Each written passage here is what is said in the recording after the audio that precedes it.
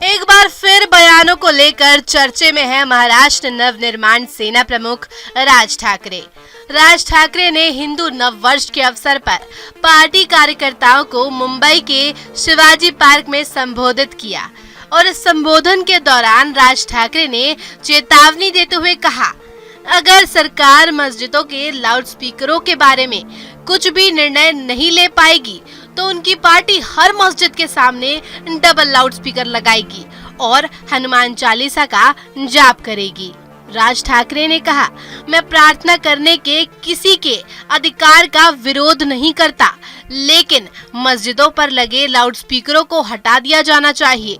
मैं सरकार से अनुरोध करता हूं कि उन्हें हटाया जाए।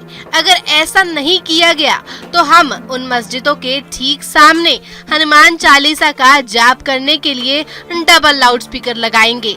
लाउडस्पीकर का उल्लेख किस धर्म में है? क्या आपके धर्म की खोज के समय कोई लाउडस्पीकर था? यही नहीं, राज ठाकरे ने यह भी कहा कि अगर पुलिस मुंबई की झुग्गी झोपड़ियों में मदरसों की ठीक तरह से जांच करेगी तो काफी कुछ पता चलेगा। उन्होंने मुंबई और महाराष्ट्र के अन्य स्थानों की बदलती जनसंख्या पर भी बात की।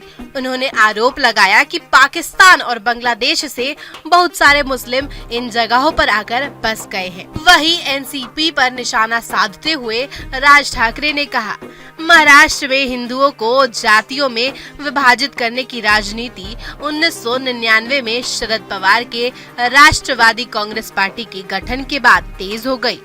आखिर हम हिंदुओं के रूप में कब एकजुट होने जा रहे हैं? आखिर हिंदू मुस्लिम दंगों के दौरान ही हम हिंदू एक दूसरे के लिए हिंदू क्यों होते हैं?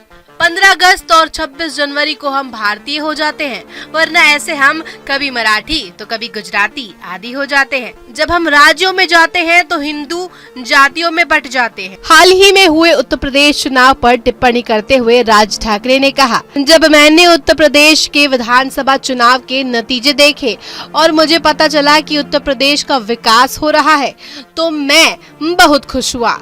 मैं ऐसा ही चाहता हूँ।